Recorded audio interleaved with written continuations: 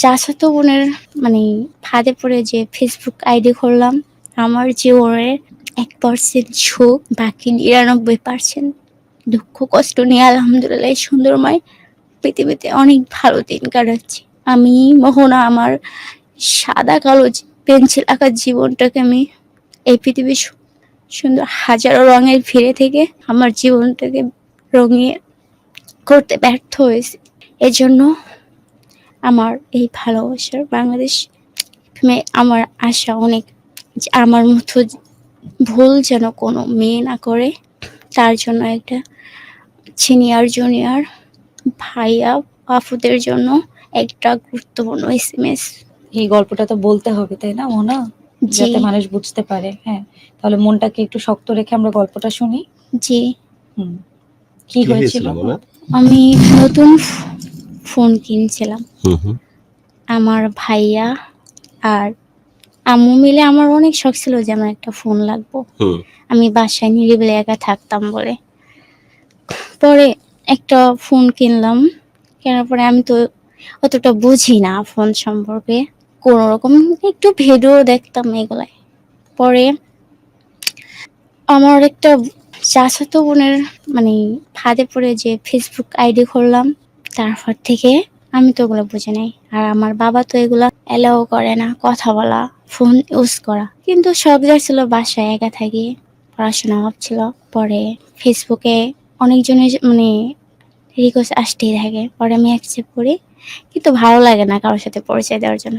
ওরা অনেকে বলতো যে ফেসবুকে যখন কথাই বলবেন না তাহলে এখানে আসছেন কিসের জন্য। পরে আমি সবাইরে আনব্লক করে দিই, না ব্লক করে দিছিলাম। জি সরি। তারপর একজন, ওকে আর হয় নাই ব্লক করা, পারি নাই। কেন? হাত কাঁপতেছিল?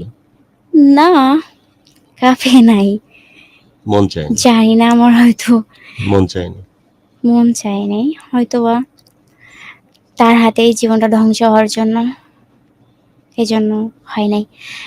পরে আমি ওই নিজে থেকে প্রথমেই SMS করতো, আমি রিপ্লাই দিতাম।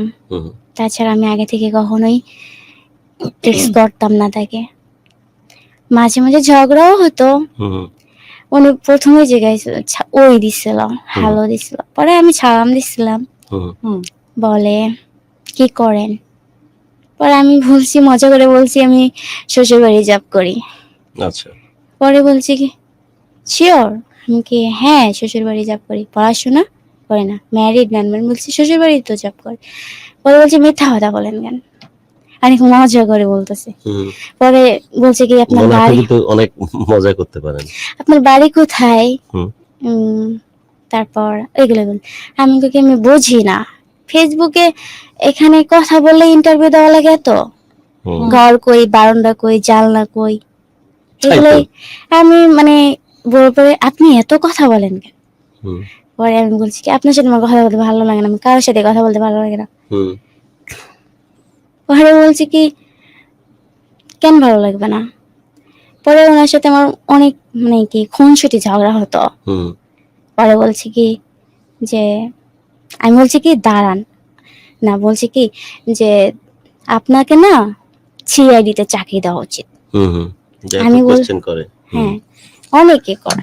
পরে আমি বলছি কি এই আপনি আমাকে এই বলছিল। পরে আমি বলছি কি আপনি আমাকে এই বলছেন কি? একটা অচেনা একটা মেয়ের সাথে এভাবে কথা বলে? পরে বলছি কি ও আচ্ছা সরি ঠিক আছে। পরে আমি বলছি দাঁড়ান, ছাদ থেকে এসে নি, তারপর দেখছি আজকেই আপনাকে ব্লক করে দেব। পরে বলছি কি দেখা যাইব যে কেমন ভাবে ব্লক করে দিতে পারো। পরে আমি বলছি আচ্ছা ঠিক আছে ব্লক করে দিব। পরে নোমান নুহা লিখেছেন, মোহনা আপু আপনি একটু জোরে কথা বলেন আর একটু তাড়াতাড়ি কথা বলেন। একটু আপনাদেরকে বলে রাখি, মোহন ওর সাথে তো আসলে আমি অফ এয়ারেও কথা বলেছি, ও কিন্তু অফ এয়ারেও এভাবেই কথা বলে, ও অন এয়ারেও এভাবেই কথা বলছে। হ্যাঁ আসলে তোদের কেমন লাগতেছে? আমার ভালো লাগতেছে। একবারে কি শুনতে পাচ্ছে না? পাচ্ছে তো? না পাচ্ছে তো, পাওয়ার তো কথা। ঠিক আছে, তাহলে ঠিক আছে, শুনি। ভালো পরে আমি আর ব্লক করতে পারি নাই, কিন্তু কথা না বলার চেষ্টা করতাম, কিন্তু মন মানে না।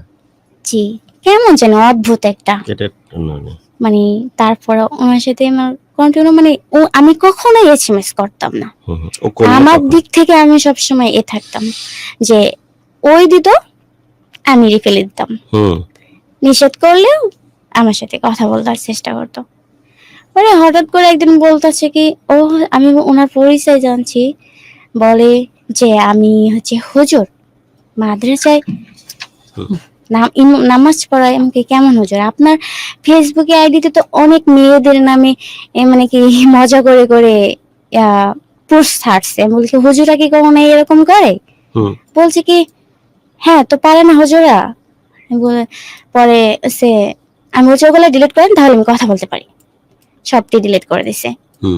তারপরে কথা বলি। পরে আমি করোনার জন্য বাসায় বাসায় যে রেজিস্ট্রেশন করা হতো না, টাকা যে মাঝে বলছিল যে সরকারি টাকা দিব, পরে পাশে একটা আপুর সাথে ওর সাথে বলছে কি, মোনা তুমি তো ফোন কিনছো, তাহলে চলো দুজনে বাসায় বাসায় যে রেজিস্ট্রেশন করি, কিছু টাকা হবে, তোমারও কিছু দিয়ে দিব।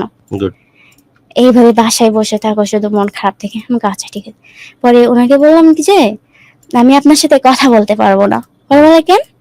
আমি বলছি যে এরকম আমি একটা আপুর সাথে এরকম করোনার জন্য বাসা বাসায় যে ওর সাথে কাজ করবো, আমার তো ফোন আছে এজন্য। পরে বলছে, আমি বলছি সিমও চেঞ্জ করে হলাম। পরে বলছে কেন? না, আমি কথা বলতে চাই। পরে আমি ওনার সাথে কথা বলি, মানে ভালোই লাগে কথা বলতে। কথা মানে সারাক্ষণ অপেক্ষাও থাকি যে কখন একটা এসএমএস দিব, কিন্তু আমি দিব না। ভদ্রলোকের এক কথা, আমি কখনোই দিব না। ওই দিব, আমি ফেলে দিব না করতে পারবো, কিন্তু আমি অপেক্ষায় থাকি যে কখন দিব। পরে আমরা হচ্ছে আচ্ছা, নিঘাত কুকিং এন্ড লিভিং বলেছেন, গুরু বললেন তাই তো আমি হাসতে হাসতে পরে হচ্ছে আমি হচ্ছে আমার গল্পটা কিন্তু অন্যরকম একটা টেস্ট আছে। যারা বুঝেন আজকে সত্যি অসম্ভব রকমের। আমার আব্বুর ভয়ে আমি হচ্ছে এসএমএস করতাম। তারপর উনি একদিন কল দিতে চাইছে, বলছে আমি নাম্বারে, আমি তো এরকম ছুটিতে আছি, তো মাদ্রাসায় যাওয়া লাগবে, আর আমার নিজস্ব ফোন নাই, তো যদি নাম্বারটা দিয়ে রাখতেন তাহলে আমি কল দিই। আল্লাহ যদি ফোন দিয়ে বসে তখন। হ্যাঁ, পরে আমি আমার মন বলছে, আমি হঠাৎ করে নাম্বারটা দিয়ে রাখছি। নাম্বারটা দেওয়ার পরে উনি যদি লাইনে আসতো, আমি আসতাম না, এরকমটাই হতো। আমি এসএমএস দেখতাম, যখন সিম করতাম তখন উনি থাকতো না লাইনে। পরে নাম্বারটা আমি দিয়ে রাখছি। হঠাৎ একদিন বিকেল টাইমে আসরের পরে ফোন আসছে। ফোন সালাম দিয়ে যখন তখন আমি আমি অবাক হয়েছি, কারণ আমার ফোন তো কোনো ফোনই আসে না, শুধু জাস্ট ফোন ইউজ করতেছি নতুন, কিন্তু কোনো কল আসবে না। তো পরে উনি বলছে ঠিকানা বলেছে আমি। পরে আমি চিনতে পারছি, পরে আমি সাথে সাথে ফোনটা কেটে দিচ্ছি, কারণ বাসার লোক চলে আসতেছিল। তারপর থেকে বাটন ফোনে এসএমএস করছি। পরে 1 মাসের জন্য, করোনার জন্য আমি ফোনটা যখন অফ করে রাখছি, তখন বলে কি নতুন নাম্বারটা দিয়েন। আমি দিই নাই। পরে অনেক মানে বলছে মরে যাবো, এরকম সে মানে অন্যরকম হয়ে গেছে।